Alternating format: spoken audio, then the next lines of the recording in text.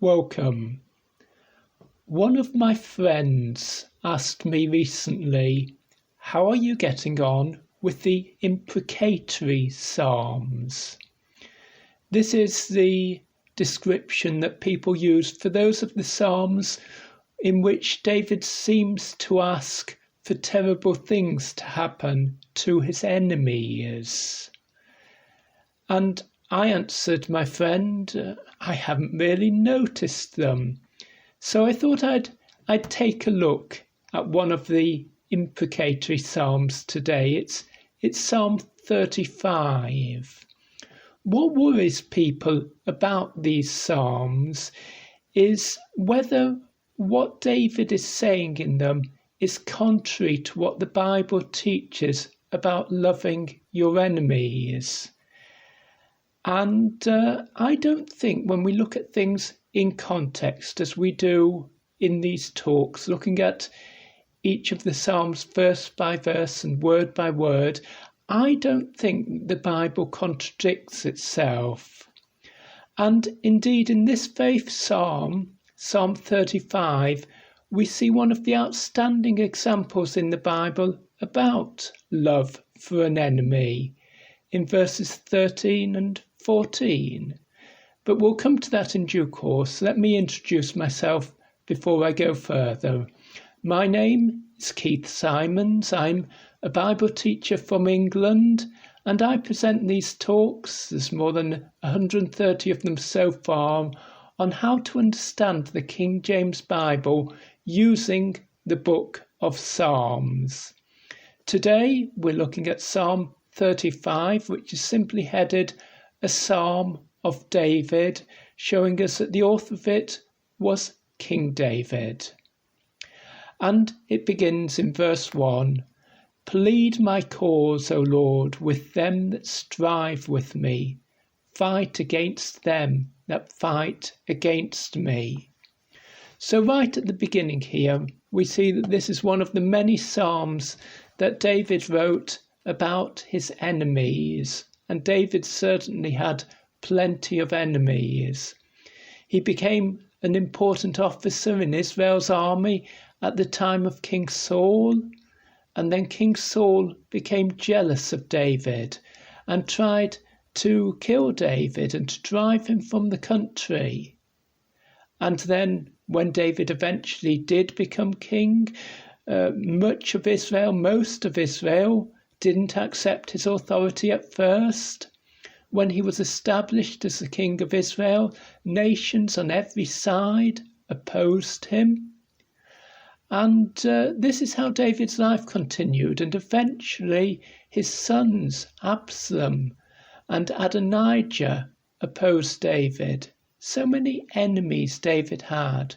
But he didn't look to his military strength.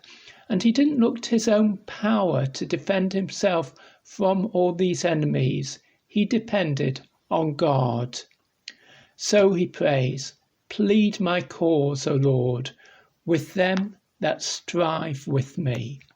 Plead my cause. The Hebrew word there could mean to fight physically, or it could mean to defend someone with words, and particularly in a court, and that's what gives the King James its choice of word, plead. Plead means to argue with those who oppose David. Fight against them, David prays, that fight against me. And then in verse 2, he seems to get more specific. It was the practice of Israel's soldiers to fight in pairs. One man would hold the sword and the other the spear. And so David says to God, take hold of shield and buckler and stand up for mine help. Be like the soldier who stands with me, supporting me, the armor bearer, carrying my equipment for me. Take hold of shield and buckler. Buckler seems to be another word for shield. It says in one of the commentaries that the Hebrew word for buckler describes a shield which is double the size of the one which is called a shield here. I don't know what they base that on. Sometimes commentaries are based more on guesswork than we would hope for, but it may describe shields of different sizes. Verse 3, draw out also the spear, and stop the way against them that persecute me. A spear, a sharp tool, a knife with an extremely long handle, because of course fighting with swords, a person is very close to you, and if you want to keep that person at a distance, you need your helper with a spear to point that spear at your enemy before he gets close enough to kill you. Draw out also the spear, and stop the way against them that persecute me. The Hebrew word for persecute here means pursue. The person who's chasing after me and trying to kill me, stop the way against him. Put your spear in the way so that he can't continue to attack me, so that he can't get close enough to kill me. And then David prays to God, say unto my soul, I am thy salvation. Salvation means rescue and safety, and the Bible uses the word with both meanings, but here it seems particularly to mean rescue. God is going to be the rescuer of David's soul. The word soul can mean his life. Obviously, in a physical fight, it would mean David's life. But there's also a spiritual fight going on here. David's soul is in danger, his inner life, his inner person. Because if you can tempt David away from his God, well, that is an evil thing to do, as evil as killing David. So David prays for the protection not just of his life, but of his soul, his inner life, his relationship with God. He wants to know God as his salvation, meaning rescue in this particular situation, but also, as we find out elsewhere, his place of safety, his permanent defence, his protection against all these troubles that are constantly against him. So he prays to God, and in verse 4, he asks God to achieve great victory, to achieve a complete victory against his enemies. Let them be confounded and put to shame that seek after my soul. Let them be turned back and put to confusion that devise my hurt. Okay, there's 4 requests there. Confounded, put to shame, turned back, brought to confusion. And these all mean about the same thing. They all mean that David's enemies will be defeated, that they will be ashamed of their evil plans, that they will turn back from attacking David. So why 4? Well, we've seen in the Hebrew poetry that there is often this use of 4 descriptions of the same thing, because that expresses completeness. It's like we say there's 4 directions, north, south, east, west, or 4 sides of a person, left and right and front and back. So if they are in 4 different ways defeated, if they are in 4 different ways turned back from attacking David, and in 4 different ways they are ashamed about this evil scheme that they devised or planned to hurt David, then they are totally and completely defeated. But David expresses this same idea now in a word picture in verse 5. Let them be as chaff before the wind, and let the angel of the Lord chase them. This is the imprecatory part of the psalm now, the description of an evil thing happening to David's enemies, that they should be as chaff before the wind. When a farmer harvested wheat or barley, he needed to clean that grain. When you harvest it with a straw, you harvest it with dried plant material attached to it. You need to separate it. And so they would spread out the grain mixed with all this material that shouldn't be there on a large and flat yard, and they would crush it under a heavy board pulled by oxen, and then they would toss it in the wind. And the wind would blow it, and the light material would blow away, and the grain, the precious grain, would fall to the floor. And so the farmer would collect his pile of grain. But what about the other stuff that was mixed with it? Well, the straw would blow a little distance away, and the farmer would collect it because it was useful for various purposes. But what about the lighter plant material? Well, that would blow up, the dust would blow up in big clouds, and you would see these great clouds of dust when a person was doing this work. And those clouds of dust, useless for anything, were called the chaff. And they would blow round and round in the wind until you could see them no more, scattered everywhere, useless for any purpose. That is what David prays about his enemies. Let them be scattered. Don't let them stand together so that they can oppose me again and again. Let them be scattered. They are worthless to me. So let the angel of the Lord chase them. Notice again, David isn't praying that he can do cruel things to his enemies. He's not a cruel, vengeful person. He's asking God to act. How is God to act? By sending his angel to chase after them, to scatter them, to cause them to run away in every direction so that they can never again assemble an army against him. The angel of the Lord. The messenger of the Lord, that's what the word angel really means, a messenger. And so God has commissioned this angel to carry out this purpose. Do good angels carry out an evil purpose?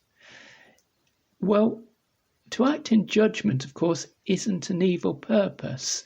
But it does seem that by the angel of the Lord in this particular passage, it's referring to one of the devil's angels, one of the angels which have turned against God, which do their evil work in this world.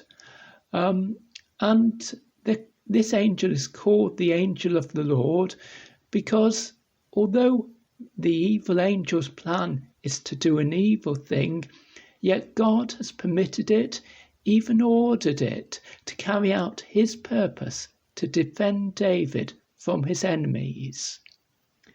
David carries on the same idea in verse 6, but he changes the word picture. Let their way be dark and slippery, and the angel of the Lord let the angel of the Lord persecute them.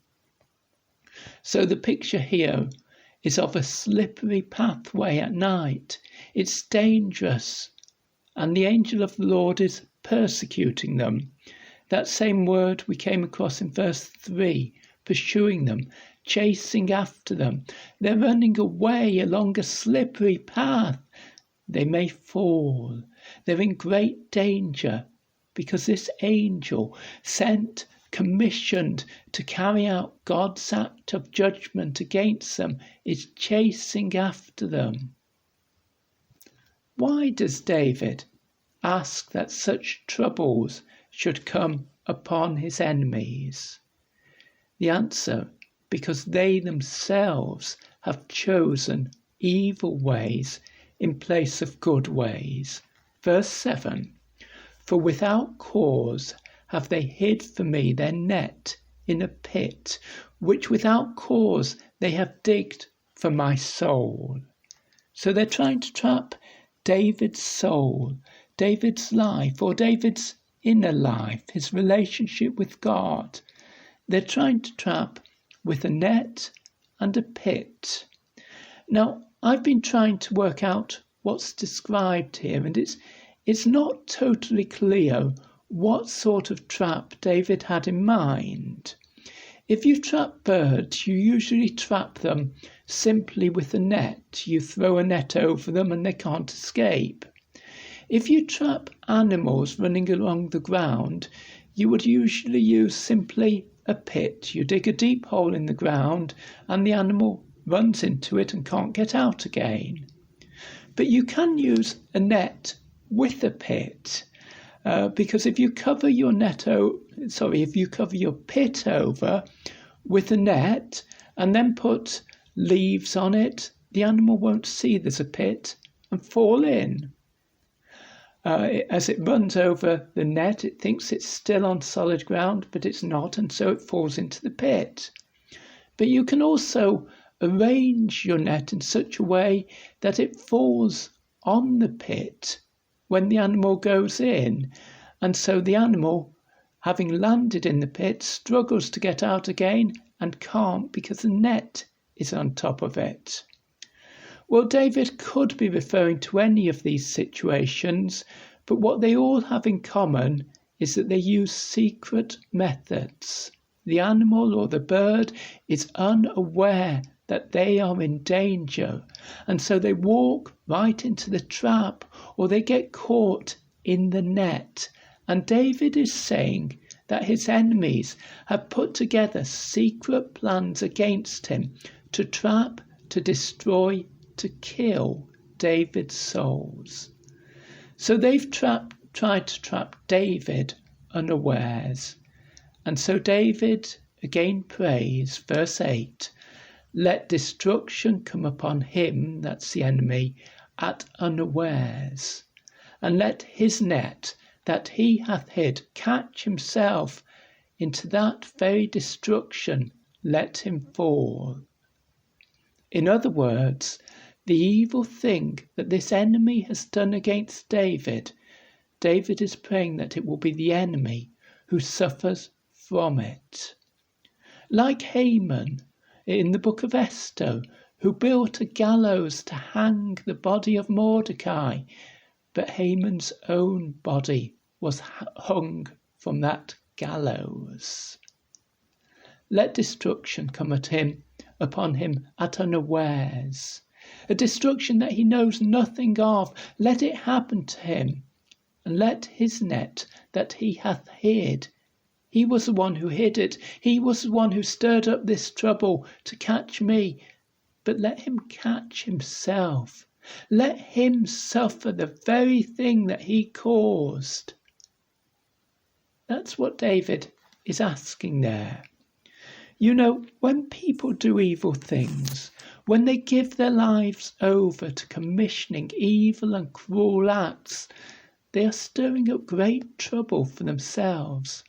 And unless they repent, unless they turn back to God, then they can be sure that God's judgment is against them.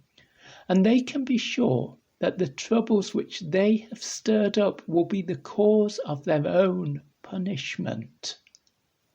And however much they may seem to escape in this life, God is still the judge. God will certainly make his judgment against them. How important it is, if we turn aside into evil ways, to turn from those evil ways and turn back to God. But David, with the thought of the punishment of his enemy, declares his joy. Not his joy that the enemy is suffering, but his joy that God rescues him. Verse 9, "And my soul shall be joyful in the Lord, it shall rejoice in his salvation." And not just his soul, his inner life is joyful, his body is too. Verse 10, "All my bones shall say."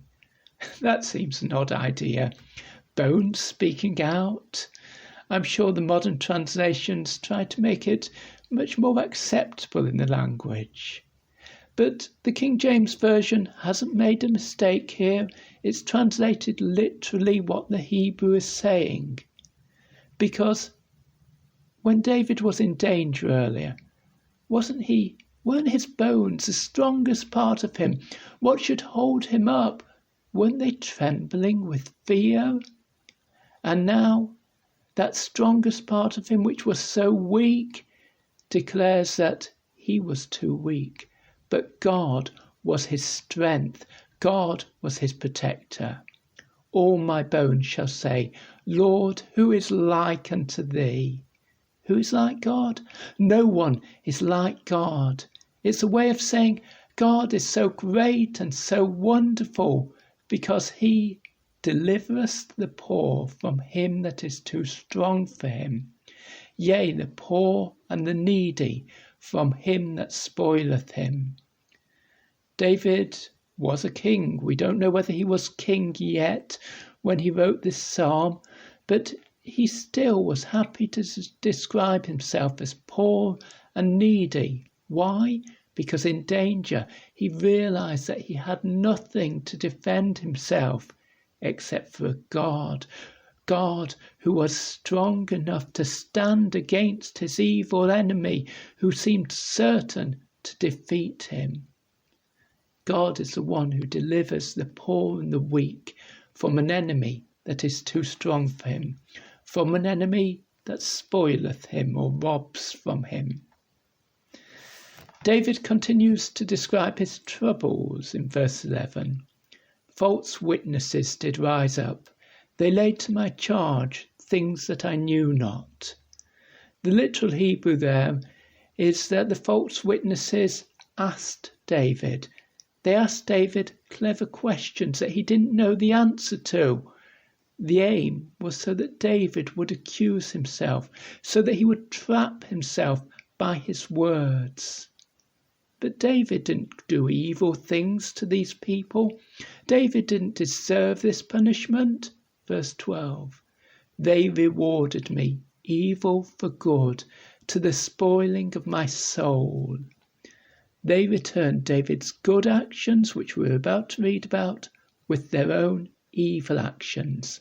They did it to the spoiling of David's soul. Okay, this is a different Hebrew word from the word translated spoileth in verse 10. In verse 10, it meant to rob someone, but in verse 12, it means to bereave someone, lot of children. And what does David mean here? Well, have you ever had a friend move away from you and you felt utterly destitute and despairing as if you'd been bereaved? They took away the enemy, took away my soul's comfort, the peace that was in my soul. They deprived it of its joy. It felt like someone had died when they returned evil for the good thing that I'd done. Verse 13, but as for me, says David, I didn't live like them. I didn't choose to repay evil for good. These were people who I genuinely cared about. And now he describes the love which he had for these people who turned into his enemies. When they were sick, my clothing was sackcloth, rough cloth. People would wear that when they were desperately sad. It was the sort of clothes that the poorest people wore. It was itchy. It was uncomfortable. It was a constant reminder that there was a desperate situation. Someone was sick. Someone was very ill. David needed to be praying. He needed to be humble in front of God and to seek God for his help in that situation on behalf of this person who became his enemy. I humbled my soul with fasting. In other words, I chose to do without food so that I would be more humble before God, and my prayer returned into mine own bosom. The bosom is the middle part of your body. In the next verse, it's going to say, I bowed down heavily. It's describing someone who's bent over, so much concentrating on their prayer, bent over towards the middle of their body and just praying and praying and praying. That's how much David cared about these enemies. That's how much David loved these enemies. Verse 14. I behaved myself as though he had been my friend or brother. This is how I pray. For my friend when he's desperately ill, for my brother when he's desperately ill. That's how much love I have for my enemy, that I behaved like that. I prayed and I prayed and I fasted and I bowed down heavily as one that mourneth for his mother. It may as well have been my mother who was desperately ill or who had died, and I was deeply sad for her. But it was these people who turned into my enemies. Such was David's love for them. And if they repented, if they turned from their evil ways now, would David still have such love for them? We don't know. David doesn't say. But he's already shown how much he cared about them in times past.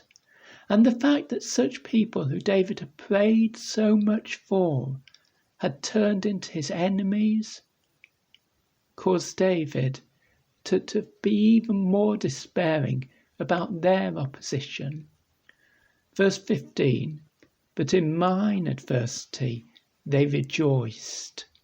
Adversity, my trouble, but it means literally the Hebrew, my stumbling, like when you're walking over and you're falling, you're tripping over things. That matters for a reason which will appear in a moment. They rejoiced and gathered themselves together. Yea, the abjects gathered themselves together against me. Abjects. We still use that word. If someone is desperately poor, we describe them as in abject poverty. It means they're smitten with poverty. Poverty has struck them down. What does it mean here, the abjects? It means those who've been smitten down, those who've been struck down with an awful trouble, with lameness seems to be the suggestion. And this is a word picture. David is saying the people who can't walk looked at me stumbling and tripping over, and they laughed against me, and they took advantage of me. It's not as if these were strong people laughing at a weak person. No, these were people who themselves were weak, but they turned against me.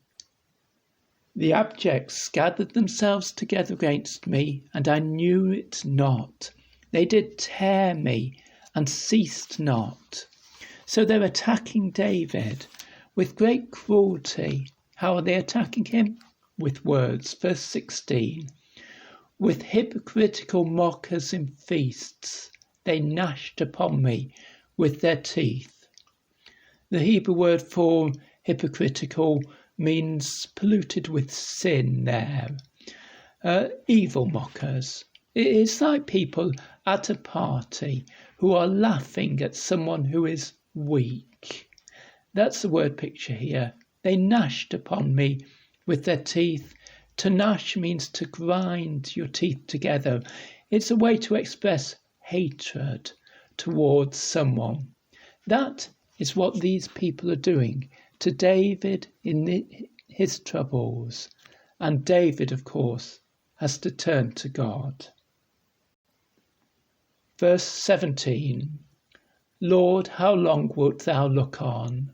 In other words, God, don't just see me in my trouble. Please act. Please act to save me. Rescue my soul from their destructions, my darling, from the lions. That last phrase, my darling from the lions, is a repetition of rescue my soul from their destructions. My darling means my soul, as it does in Psalm 22, verse 20. It's maybe describing the soul in that way as the most precious part of the person, or it may be expressing the loneliness of how David felt in that situation, that he had no one to consider precious but himself, because everyone else had turned from him. From the lions, as lions tear apart their victim, these enemies wanted to tear David apart. And then David says in verse 18, in thankfulness for his rescue, because he sees that God is rescuing him, I will give thee thanks in the great congregation. When all the people are gathered together, I'm going to thank you in front of many people. I will praise thee among much people. I want everyone to hear how grateful I am for what you've done for me. Oh, he prays verse 19. Let not them that are mine enemies wrongfully rejoice over me. Neither let them wink with the eye that hate me without a cause. Winking with the eye is a word picture of mockery. Those that hate me, don't let them mock me. Don't let them rejoice over me because they've defeated me. No, save me from their troubles.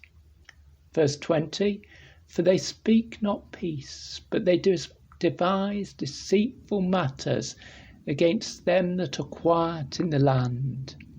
They're making plans, and they devise matters that are deceitful against them that are quiet. Those who are peaceful, those who are causing no trouble to anyone, they are making plans to destroy them, to cause trouble for them. In fact, verse 21, yea, they opened their mouth wide against me, and said, Aha, aha, our eye hath seen it. That aha is them laughing with happiness, because their eye has seen that David has great troubles. Verse 22, this thou hast seen, O Lord. Keep not silence, O Lord, be not far from me. God, you've seen the mocking. You've seen their evil plans. So don't be silent, God. Come close to me, defend me, protect me from these enemies. Verse 23, stir up thyself, and awake to my judgment, even unto my cause, my God and my Lord. Stir up thyself and awake, both terms describing someone who wakes from sleep. Not that God is sleeping, but that it seems to David as if God is sleeping because nothing is happening yet. But David is confident that when God gets up, when he does act, when he does declare his judgment, it will be to support him against the enemies. Verse 24, judge me, O Lord my God, according to thy righteousness. David doesn't pray to be judged according to David's righteousness. That would mean that David was a perfect person, which he wasn't.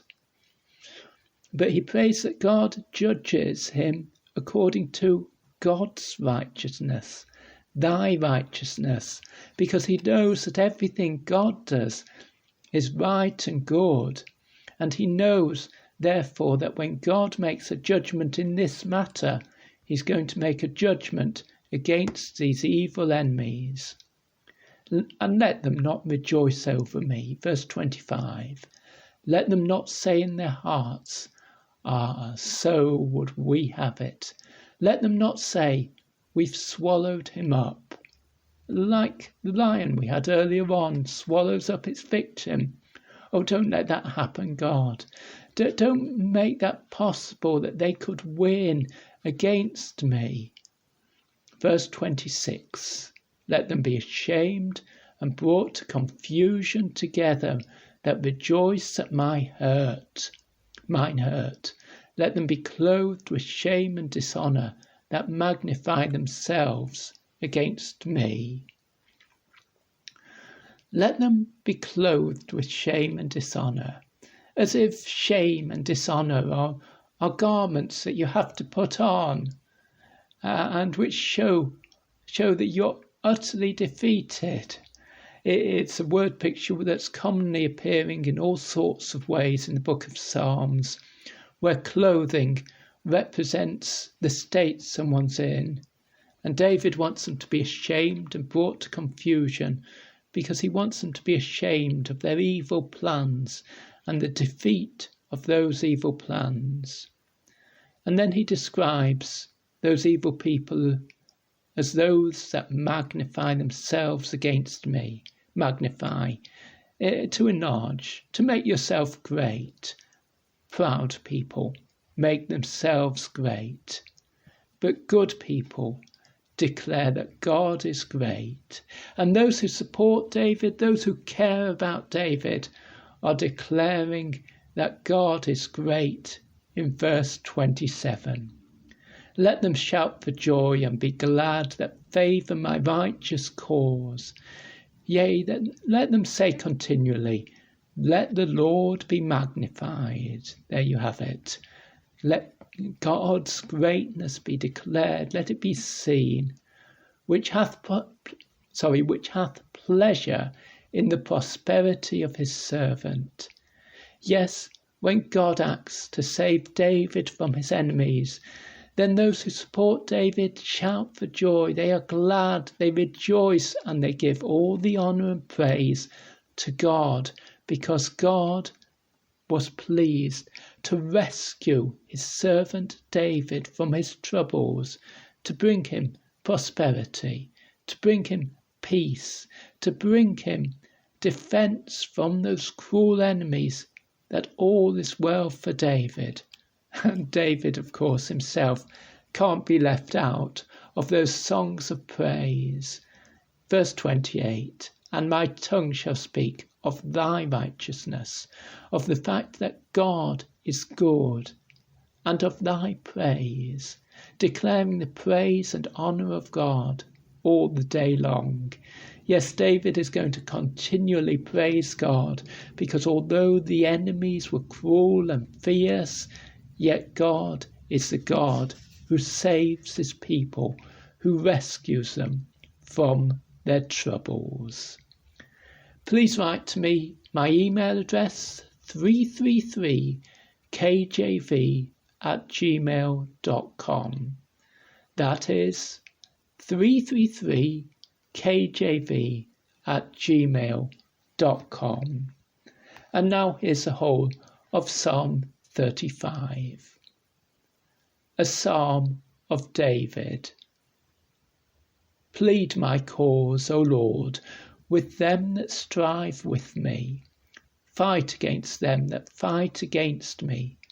Take hold of shield and buckler, and stand up for mine help. Draw out also the spear, and stop the way against them that persecute me.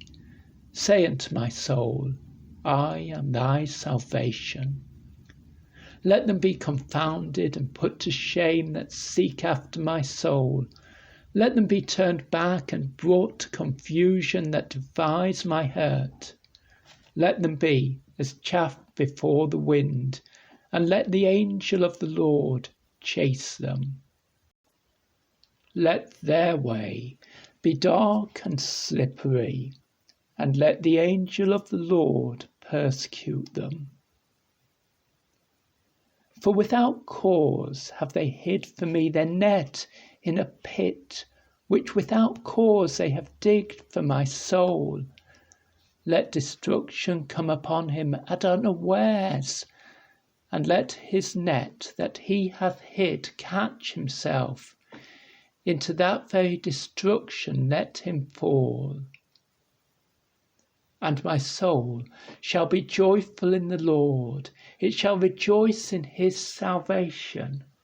All my bones shall say, Lord, who is like unto thee, which delivereth the poor from him that is too strong for him, yea, the poor and the needy from him that spoileth him.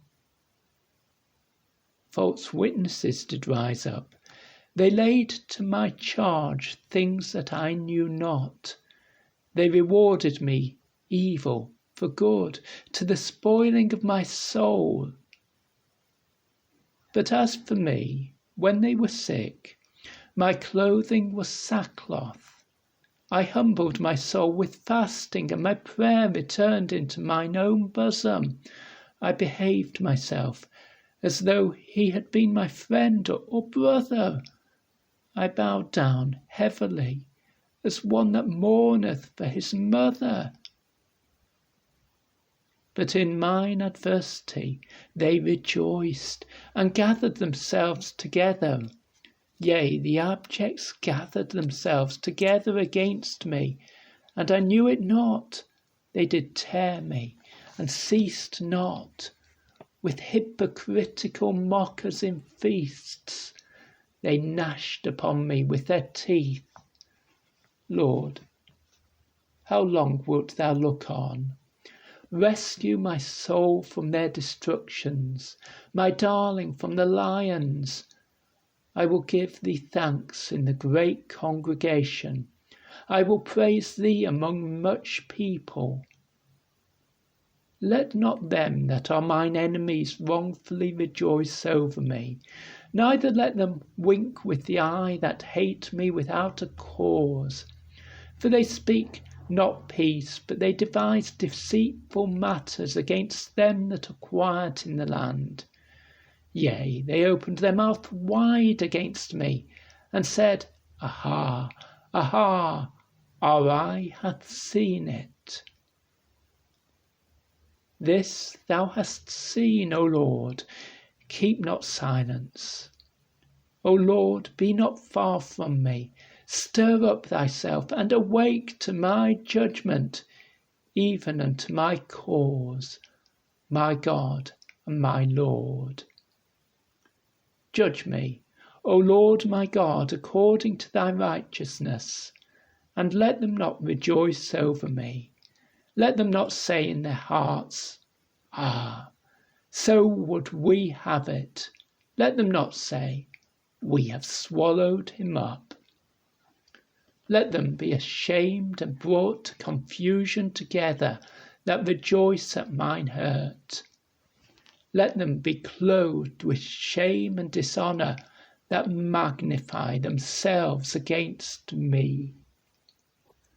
Let them shout for joy and be glad that favour my righteous cause. Yea, let them say continually, Let the Lord be magnified, which hath pleasure in the prosperity of his servant. And my tongue shall speak of thy righteousness and of thy praise all the day long.